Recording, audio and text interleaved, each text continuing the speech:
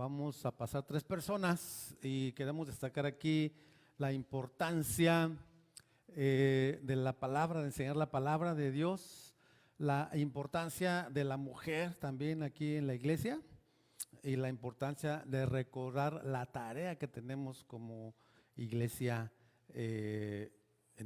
bueno, ahora y siempre que ha sido. Así que voy a pedirle a la hermano Fausto Flores que pase y nos dé la primera parte, después estará mi esposa, después estará su servidor.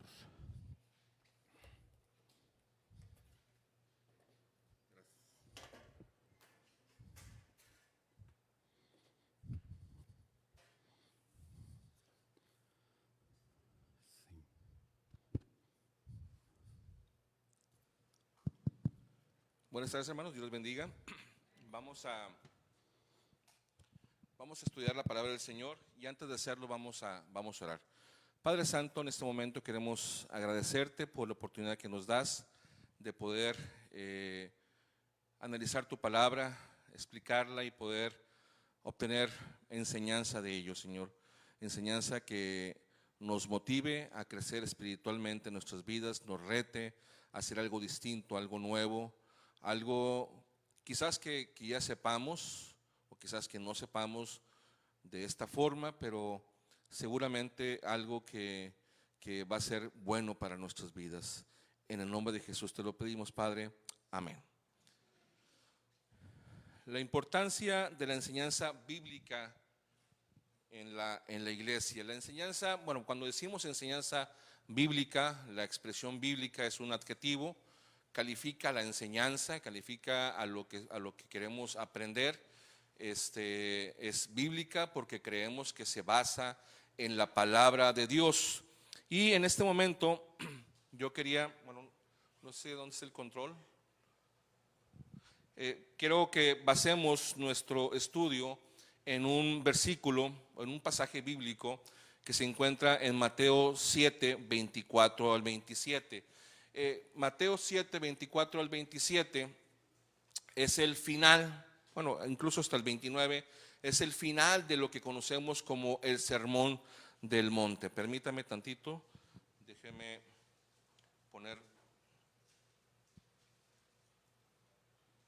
quiero poner un temporizador, tengo el tiempo contado, entonces no quiero pasarme. Bueno, termina el Sermón del Monte. El Sermón del Monte todos lo conocemos, es cuando Jesús en el capítulo 5 de Mateo empieza a hablar sobre las bienaventuranzas, habla sobre muchas cosas, enseña muchas cosas el Sermón del Monte. Capítulo 5, capítulo 6, capítulo 7. Cuando llega al capítulo 7, termina de una forma muy interesante. Voy a leerlo, copié la versión Reina Valera, dice: cualquiera pues que me oye estas palabras y las hace, le compararé a un hombre prudente que edificó su casa sobre la roca. Descendió la lluvia y vinieron ríos y soplaron vientos y golpearon sobre aquella casa o contra aquella casa, y no cayó porque estaba fundada sobre la roca. Pero cualquiera que me oye esas palabras y no las hace, le compararé a un hombre insensato que edificó su casa sobre la arena. Y descendió lluvia, y vinieron ríos y soplaron vientos y dieron con ímpetu contra aquella casa, y cayó, y fue grande su ruina. Y cuando terminó Jesús estas palabras, la gente se admiraba de su doctrina, porque les enseñaba como quien tiene autoridad y no como los escribas. Okay. El ministerio del Señor Jesús tuvo una estrategia, seguía distintas facetas. Él sanaba a los enfermos, iba a lugares, ahí nos marca, leemos en el primer capítulo del Evangelio de Marcos, que Jesús visitaba a las aldeas y que le traían mucha gente a Jesús para sanar. Y él tenía que retirarse. De hecho, en ese capítulo menciona que Jesús salió muy de madrugada a orar. Nos dice eso Marcos en su evangelio. Y después él además de sanar, también enseñaba. Y dice el evangelio de Marcos: vamos a otras aldeas, a las aldeas cercanas, para predicar la palabra. El Señor Jesús hacía distintas cosas, seguía una agenda. Cuando sanaba gente, había gente que quería coronarlo y él decía, todavía no, mi tiempo no ha llegado. Es la expresión que él a veces utiliza, mi tiempo aún no ha llegado. Y comenta eso en muchas ocasiones, y al final de su ministerio, él empieza a cambiar un poco su tonalidad de hablar y dice, mi tiempo ha llegado. Lo cierto es que él seguía una agenda, y podríamos decir que Jesús vino a este mundo a morir por ti y por mí, y es cierto, pero ese propósito o ese objetivo, esa meta que él tenía, esa tarea que tenía que cumplir, a lo mejor muy seguramente al cabo de 3, 4, 5 meses íbamos a dejar de escuchar de Jesús, porque le iba a faltar otra cosa.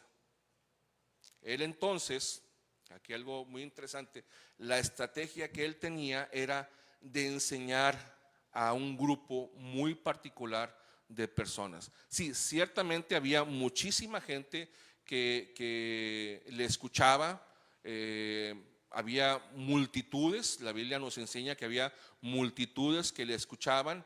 En una ocasión alimentó a 4,000 y en otra ocasión alimentó a 5,000, pero los alimentó porque estaban con él y estaban escuchándole lo que él hablaba. Incluso en el Sermón del Monte hay mucha gente que le está escuchando decir muchas cosas que parecían ser nuevas para ellos.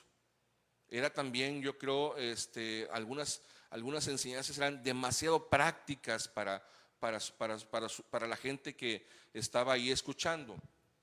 Y el Señor Jesús, cuando termina esta predicación, perdón, déjenme juntar la idea. Había mucha gente que le escuchaba, pero su enfoque era preparar. Voy a utilizar una palabra que está muy, muy de moda: empoderar a 12 hombres. ¿Por qué? Porque leemos ahí en Mateo capítulo 28, dice, toda autoridad me es dada en los cielos y la tierra, por tanto vayan y hagan discípulos. Es decir, le estaba dando esa autoridad que él tenía, se la estaba dando a sus discípulos al final de su ministerio. Pero por lo pronto él los estaba preparando a 12 discípulos. Ahora, hay una parte en una carta del apóstol Pablo a Timoteo, donde él hace también el mismo encargo. Le dice a Timoteo de una manera muy, muy cariñosa, también como que lo compromete mucho. Dice, en presencia de Dios y de Cristo Jesús, que ha de venir en su reino y que juzgará a los vivos y a los muertos, te doy este solemne encargo: predica la palabra. Los discípulos de Jesús iban a predicar la palabra. Los discípulos quisieran los discípulos de Jesús, y los discípulos de los discípulos, y los discípulos de discípulos, ellos iban a tener el mismo encargo de predicar la palabra. En este pasaje que estamos ahora leyendo de Mateo 7, Jesús hace una analogía muy interesante. Dice, cualquiera pues que me oye esas palabras y las hace, le compararé a un hombre prudente. La prudencia es un elemento característico de una persona madura. Sí, una persona inmadura es imprudente por naturaleza. Un niño, un adolescente, a lo mejor un joven, o a lo mejor puede haber un adulto muy grande, 40, 45 años, que no ha madurado y es imprudente. ¿Por qué? Porque no ha madurado. Pero la característica de una madurez es precisamente la prudencia. Y el Señor Jesús hace esta analogía. Dice, cualquiera que me escuche estas palabras, no cualquier palabra, estas palabras. ¿Cuáles? Las que Jesús acababa de decir. Ojo con esto. Ahorita con los medios que tenemos, las redes sociales, a veces se transmiten mensajes muy bonitos, muy alentadores, pero que a lo mejor no tienen un trasfondo bíblico. Y ojo con eso. La enseñanza que debemos nosotros de recibir debe estar basada en la palabra de Dios, en su palabra. Cuando Jesús dice, cualquiera que me oye estas palabras, y utiliza, es muy tajante, estas palabras, y las hace, no solamente me escucha, sino que también las hace, le compararé a un hombre prudente. Les comento, la prudencia tiene que ver con la capacidad de una persona madura. Es una característica de una persona madura, pero esa prudencia viene de no solamente escuchar, sino de hacer. De hecho, si solamente escuchamos y no hacemos, entramos en la otra categoría. Y en esta iglesia, la iglesia de Israel, los líderes de la iglesia de Israel, los maestros de escuela dominical o del instituto bíblico, el pastor de esta iglesia, ha hecho y seguirá haciendo el mismo reto para nosotros. Escucha la palabra y ponla por obra. No podemos venir aquí solamente a alimentarnos y pasar años y no hacer nada. Lo repito muchas veces en la escuela dominical. A los grupos que tengo, acabo de salir hace un momento de un grupo, vamos terminando clases, y les digo, y no me cansaré de repetir lo mismo, no podemos continuar creciendo en conocimiento y no poner por obra lo aprendido. Nuestra iglesia tiene un reto muy importante: poner por obra lo que Dios nos enseña. Dice el libro de los Hechos, en el capítulo 17, versos 10 y 11, que los hermanos de Berea eran más nobles, porque cada vez que Pablo les predicaba, ellos iban a las escrituras y corroboraban si realmente lo que el apóstol Pablo les enseñaba era cierto. Nosotros tenemos la misma obligación. No que desconfiemos de lo que el pastor nos enseñe, no. Tenemos la obligación de ser autosuficientes en el aprendizaje bíblico. Debemos ir siempre a la Biblia y hacer lo que la Biblia nos diga.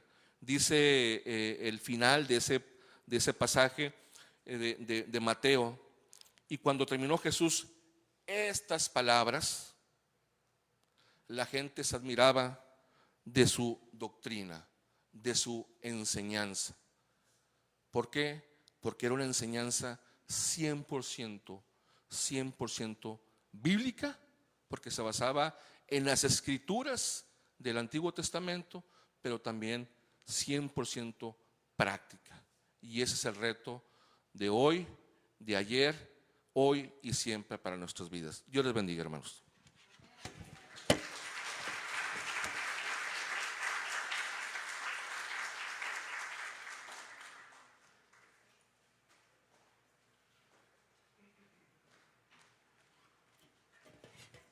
¿Será importante la labor de la mujer en la iglesia? Quiero oír hombres. En su gran plan, que es un gran plan el de nuestro Dios, creó al hombre y creó la dualidad de los sexos, hombre y mujer. Son creación de Dios, los dos somos creación de Dios. Pero Dios creó también diferencias entre hombre y mujer que son parte de su plan. No para complementarnos, porque yo creo que todos somos completos en Dios, pero sí para hacernos la vida más ligera y poder alcanzar más proyectos para su obra. Toda mujer es creación de Dios. Tenemos cualidades muy particulares, cualidades que Dios nos dio para que podamos extendernos hacia afuera, hacia quienes nos rodean. Como iglesia podemos tomar esas cualidades y lanzarlas y hacer grandes cosas, pero también las podemos detener y no permitir a la mujer desarrollarse. Según Génesis 2:18, la mujer fue creada para ser ayuda idónea, adecuada para el hombre. Me refiero como mujer, Dios nos formó para ser ayuda adecuada para nuestro esposo, para el varón. Esto no quiere decir que el hombre no pueda hacer las cosas solo, pero sí quiere decir que con la ayuda de la mujer lo hará mucho mejor y será más fácil. Trabajando juntos en equipo, podemos mostrar al mundo realmente quién es Dios, desde el trabajar en equipo, desde ahí. Quiero compartir algunas características que le hacen importante a la mujer en la iglesia. Hay muchas, pero solamente voy a compartir unas porque es poco el tiempo. La mujer es una persona muy relacional. Díganme si no. Buscamos interactuar en cualquier lugar donde estamos. Si estás en la fila del banco, ya haces plática con la que está atrás o haces plática con la que está adelante. ¿No es cierto? Yo voy y veo a los hombres así, solamente viendo, y la mujer ya está pasándose teléfonos, y tú qué haces allá y tú qué haces acá. Es una habilidad que Dios nos ha dado, el ser, que fácil se nos dan las relaciones. Esto bendice a la iglesia porque a través de las relaciones nos conectamos con muchas personas y podemos compartir el amor de Dios y traer bendición a la iglesia. Además, yo estoy convencida que Dios a través de las relaciones sabias de las mujeres ha traído bendición a esta iglesia. Obtuvimos, como platicábamos ahorita, el terreno por una mujer que tenía buenas relaciones y supo con tiempo que un terreno que estaba aquí cerca se vendía.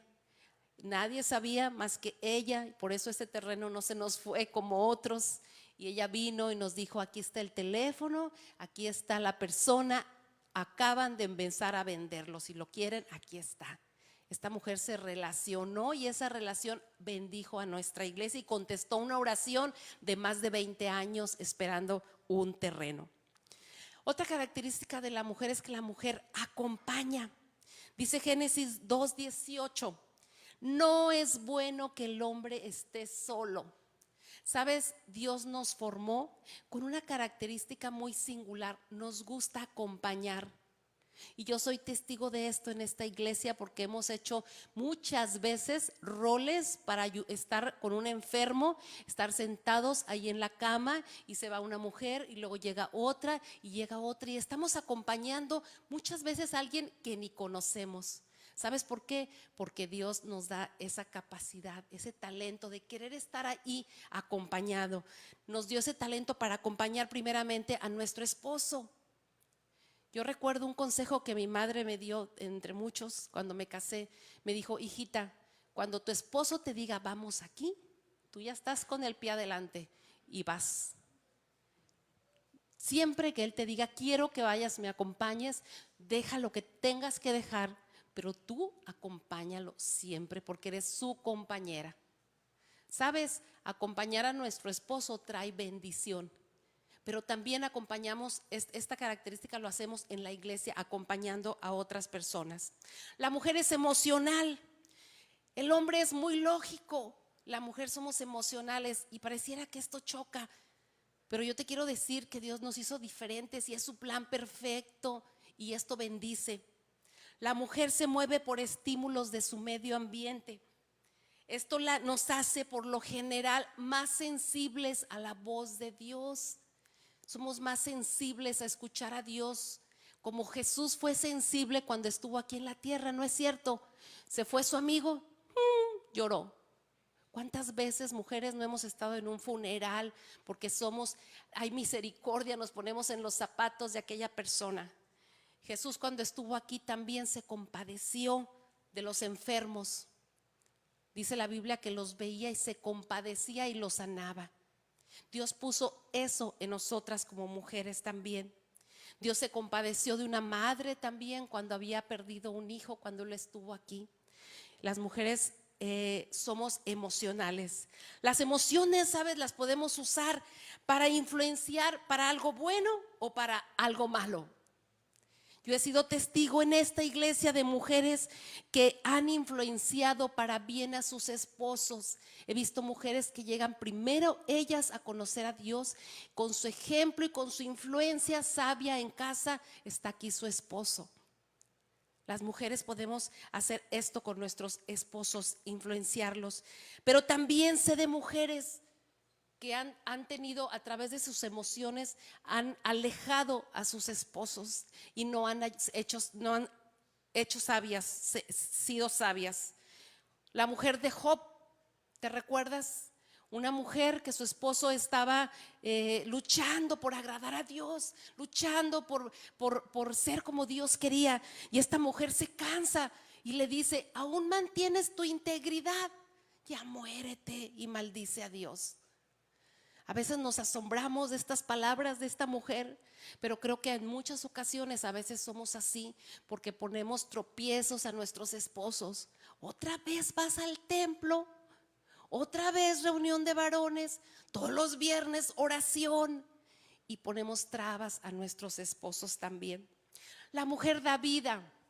Somos privilegiadas mujeres de tener este fruto del amor de la creación de Dios en nuestro vientre por 9 meses. Somos privilegiadas. Yo no alcanzo a comprender ese privilegio que Dios me dio de darme 2 corazones limpios, puros, y confiar en que yo iba a plantar en esos corazones los primeros recuerdos, las primeras huellas, y lanzar a ellos hacia un futuro. Pero también la mujer no nada más damos vida en cuanto a tener al bebé en el vientre. Las mujeres damos vida donde quiera que estamos a nuestro alrededor. Dios nos dio la capacidad de traer alegría en donde quiera que estamos. No sé si te ha tocado ir a un lugar donde hay un hombre solo, pero pasa alguien y dice: se ve que aquí falta una mujer. ¿No es cierto? ¿Sabes? También en la iglesia la mujer da vida con las cosas que hace. Simplemente todos estos adornos que tenemos hoy aquí fueron 4 mujeres que estuvieron el día de ayer acomodando esto para dar vida. ¿No es cierto que da vida? La mujer da vida. Dios nos dio esa capacidad de dar vida en el hogar. Dicen que la mujer es el ambiente del hogar. Como andemos es el ambiente del hogar. Nosotros también ese ambiente se traslada a la iglesia. La mujer llega a un lugar, pone flores, cambia cortinas. Decía mi esposo: oye, cambias de un lado una cosa y otra para otro. Cambiamos, nos gustan los cambios a la mujer. La mujer estamos interesadas en los detalles. Nos gusta, ¿no es cierto, mujeres? Preguntan a una persona que fue a una boda: oye, ¿cómo estuvo la boda? Le preguntan al varón y dice: bien, predicó Israel Gómez. Y luego le preguntas a la esposa: ¿cómo estuvo la boda?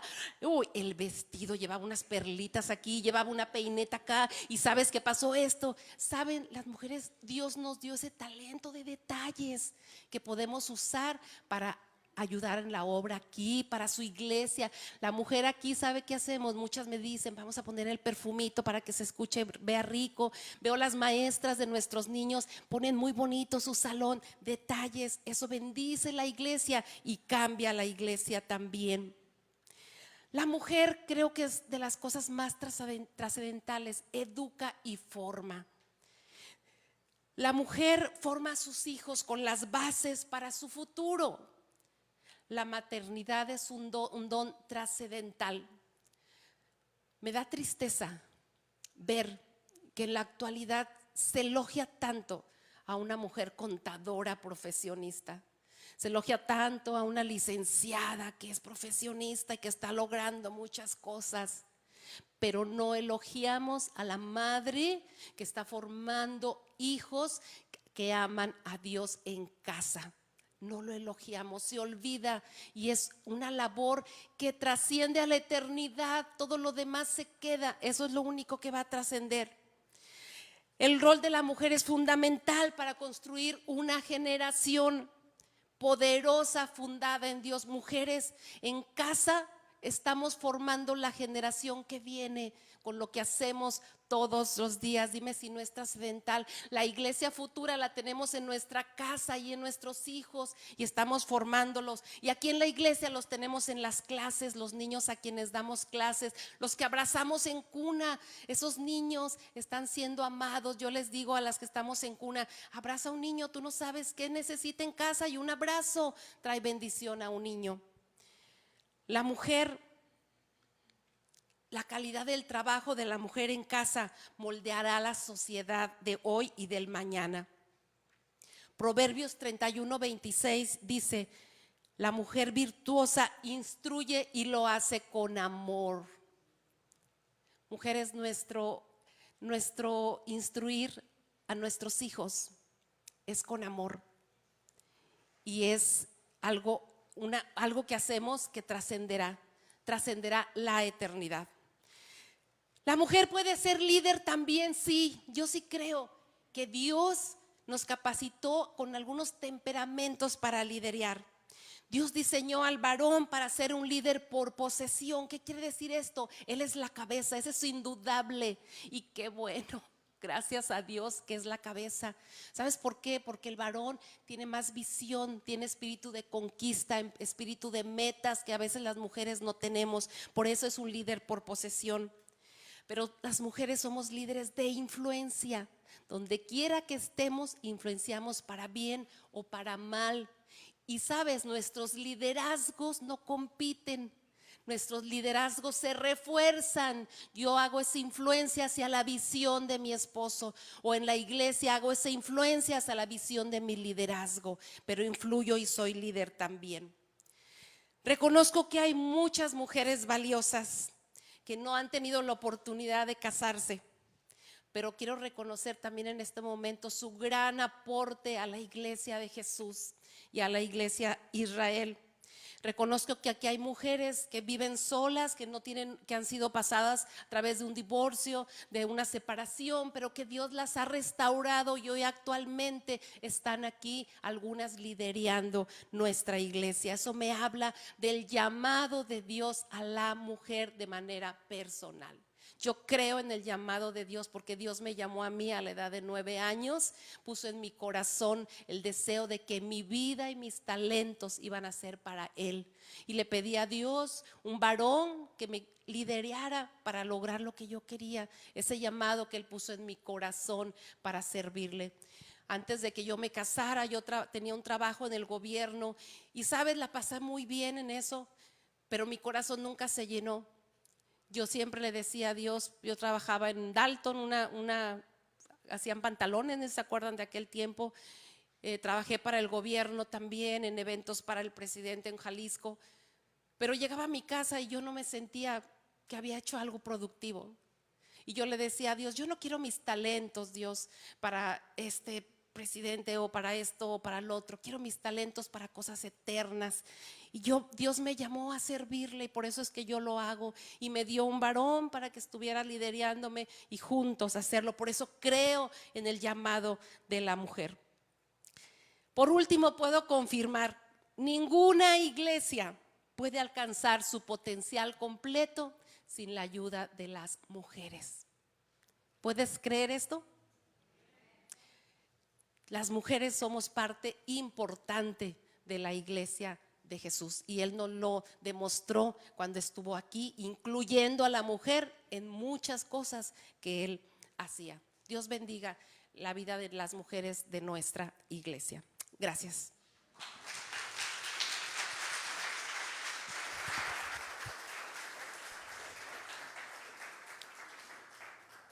Bien, dice Génesis 1:27 que Dios creó al hombre a su imagen, se creó o lo creó a imagen de Dios, hombre y mujer los creó. Finalmente, quiero recordar brevemente la importancia de la tarea de la iglesia. Ya platiqué un poquito ya en la entrevista. Mire, pese a la naturaleza caída del ser humano, caída por el pecado, la imagen de Dios está en el ser humano, en todos los seres humanos está la imagen de Dios, dañada, pero está. O sea, tenemos que reconocer que cada ser humano tiene valor, aunque somos buenos en el mundo actual para desvalorizar a la gente o etiquetarla o catalogarla como menos, como más hemos visto tantas situaciones últimamente violentas acá con los camaradas del otro lado, de racismos, de asesinatos, ¿por qué? Porque vale menos para algunos, unos valen menos que otros y a lo mejor los quito, los elimino, al menos en lo que yo puedo hacer o la persona puede hacer. Pero mire, para Dios nadie es un caso perdido. A lo mejor para usted sí, o para mí, o a lo mejor usted y yo fuimos alguna vez un caso perdido. No, este ya no tiene, ya es un caso que no vale. Pues para Dios sí vale, porque tiene la imagen de Él, la imago Dei, dicen los teólogos, ¿no? Déjeme decirle que a veces no damos un quinto por alguien, pero había un escultor, Miguel Ángel, famoso escultor, y este hombre decía, la escultura, cuando lo alababan por todas las esculturas que hacía, de un pedazo de mármol, él sacaba una imagen a veces de una sola pieza, la hacía y le decían, ¿cómo le haces, maestro? ¿Cómo haces eso? Él decía, la escultura ya estaba dentro de la piedra. Dice, yo solamente he decidido eliminar o he debido eliminar el mármol que le sobraba. Y así es Dios con nosotros. La gente dice, no, ya no. Pero cuando Dios dice, no, hay que quitarle esto y vas a ver cómo queda. Y usted dirá, así era mi marido, así era yo, así era tal. Mire, y Dios lo cambió o lo está cambiando, está quedando la imagen que ya estaba allí, porque es la imagen de Dios. Y eso tenemos que reconocer nosotros en la gente que no conoce a Dios. Por eso la tarea de la iglesia es reconocer, lo insisto, lo repito, en los demás, que Dios está presente. E ir hacia adelante, e ir hacia ellos. Es importante eso, reconocerlo. Se necesita que la iglesia se convierta en un lugar a donde los perdidos puedan encontrar descanso en Dios y curar sus heridas. No importa cuán pecadores los creamos. Luego nos creemos, nos juzgamos entre nosotros los creyentes a veces. Esto es bien pecador, hombre, no sé qué. Espérame, déjalo para gente que quizá no tenga ese temor de Dios, pero el juicio principal, lo dijimos en días pasados en otras pláticas, Dios es el único que puede decir este sí, este no. Es importante recordarlo entonces que debe la gente reconocer su pecado, se arrepiente, lo confiesa y se aparta de él para seguir a Jesucristo y ser su discípulo. La tarea pues de la iglesia es hacer discípulos. Ayudar a quitar ese mármol que va sobrando, rescatar esa imagen de Dios en él como Dios la rescató también en nosotros. Así que es una comunidad la iglesia y debe ser que busca a las personas sin Cristo. Así que debemos evaluar qué estamos haciendo. Yo les decía que una de las cosas que nos llevó a cambiar un poco la estructura y a continuar revisándola constantemente es, bueno, no bautizamos, tenemos 3, 4 años y no bautizamos personas. ¿Qué quiere decir eso? Pues que la iglesia no está trabajando para lo que Dios la puso. Entonces, tenemos que constantemente revisar nuestra vida también. ¿Estoy produciendo la imagen de Dios en mí? ¿Cómo va? ¿Estoy cada día siendo más parecido a Jesús? Entonces, la iglesia primitiva no tenía templos, tenía solamente en las casas se reunían. Ya sabe eso, solamente el emperador Constantino en el siglo III le da templos a los creyentes, a los cristianos. Y como alguna vez les decía, ahora para sacar a la gente del templo, ¡qué show! A nosotros nos tocó años y un montón de problemas para que la gente entendiera que no nada más es venir a encerrarse aquí el domingo, es ir a las casas, es ir a la calle. Y eso el emperador dijo, vénganse cristianos, les doy sus templos, pero ahora para sacarlos, batalla. La gente, gracias a Dios que esta iglesia, ahí vamos, entendiendo, recordando que tenemos que estar apuntando, digamos de alguna manera, hacia afuera. Segunda cosa, y última, la primera es, ahí en Génesis, la gente tiene la imagen de Dios, tenemos que ir a rescatar esa imagen perdida por el pecado, También Lucas 15, 5 al 7 nos habla de aquel hombre que pierde una oveja, deja las 99, va, busca la oveja y la encuentra y le dice a los amigos, vengan, vamos a hacer una fiesta porque encontré mi oveja. Entonces estamos de fiesta. Hoy 36 años y la iglesia debe celebrar la fidelidad de Dios, claro, sin Dios no estaríamos aquí, ninguno de nosotros, la gracia, la misericordia, y hay que alegrarnos en las alabanzas, en la predicación, en el pastelito ahí al rato que va a ser para usted si gusta. ¿No lo había visto? Se lo voy a... Si usted quiere, hay uno para usted, un quequito para usted. En fin, el compañerismo, un culto con las ovejas que se han encontrado durante tanto tiempo y las que se han unido en últimos tiempos también. Entonces es importante recordar eso, estamos de fiesta y es importante reconocer, ¿verdad?, que Dios le concede un valor elevado a las personas. Y tenemos que reconocerlo y mandarlo a hacerlo nosotros, quiero decir, mandar ese mensaje a los demás, a ser discípulos, para que nuestra celebración, nuestro culto, sea con ovejas encontradas, nuevas, que van conociendo de Dios. Les decía yo que de la iglesia que estaba hace 26 años, quedan uno o dos. La mayoría, un 80% son nuevos creyentes. Muchos de ustedes son nuevos creyentes. Otros vienen de una otra iglesia, con sus costumbres, con sus hábitos, pero si viene a esta iglesia, pues aquí se cuadra y se pone en la línea de esta iglesia, claro, ¿verdad? ¿Verdad que sí? Ándele. Pues sí, tanto que ha costado hacer una iglesia para que todos nos metamos en eso, en esa línea, en esa visión. La visión, ¿sabe cuál es? Ganar almas para Cristo. Ese es el punto principal. No creo que andamos en otras cosas. Y todos poner nuestro esfuerzo en todas las áreas para hacer discípulos. Nadie es un caso perdido para Dios. Acuérdense de eso. Ni usted quizá era caso perdido para la esposa o para el esposo o para los papás o para los hijos, pero Dios nos transforma porque alguien nos habló de Cristo y dijo, este tiene esperanza. Todavía podemos sacar una figura buena de él, de ese mármol, de esa bola de piedra ahí que no tiene figura.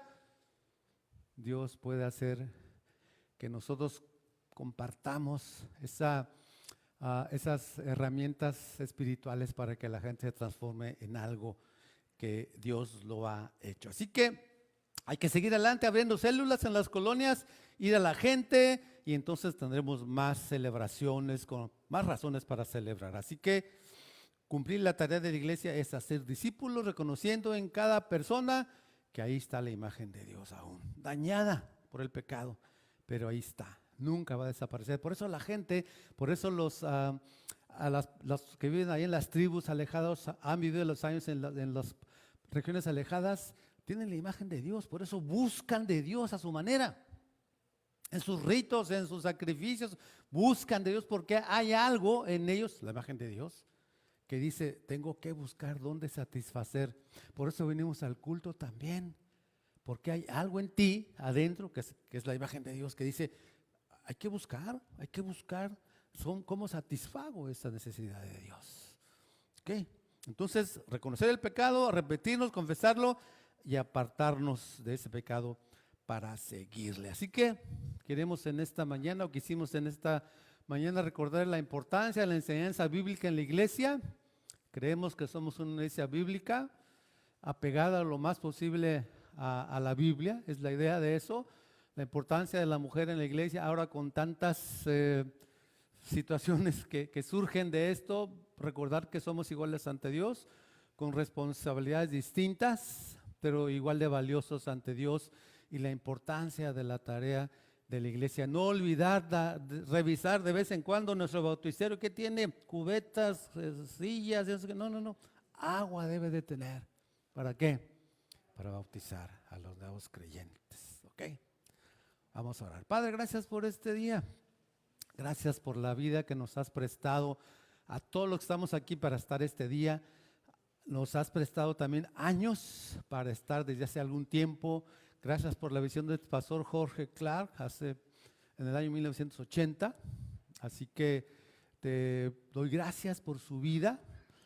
Te pido, Padre, que le sigas bendiciendo a su familia. Él está contigo, pero sigas bendiciendo esta visión que él tuvo a través de los diferentes siervos que han estado, que hemos estado y que estarán algún día en nuestro lugar también.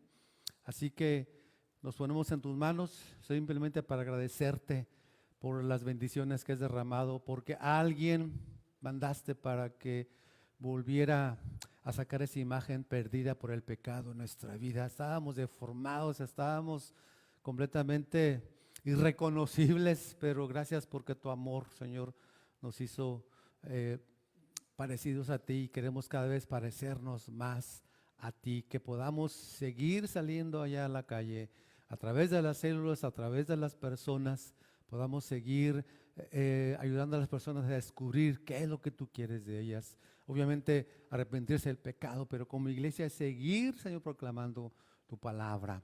Gracias, Señor. Bendice a las personas que en este momento no pueden estar por cuestiones de salud, como nuestra hermana Flor. Bendícela en su lecho, Señor.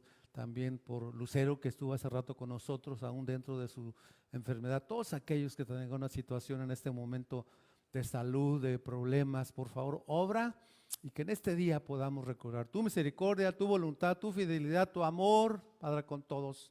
Gracias porque somos siervos inútiles, porque lo que debíamos hacer, eso hicimos, y a veces quizás ni eso, pero gracias por considerarnos fieles y ayúdenos a seguir adelante hasta que tú nos llames a tu presencia. En Cristo Jesús, con la bendición para todo este tu pueblo, del Padre, del Hijo y del Espíritu Santo.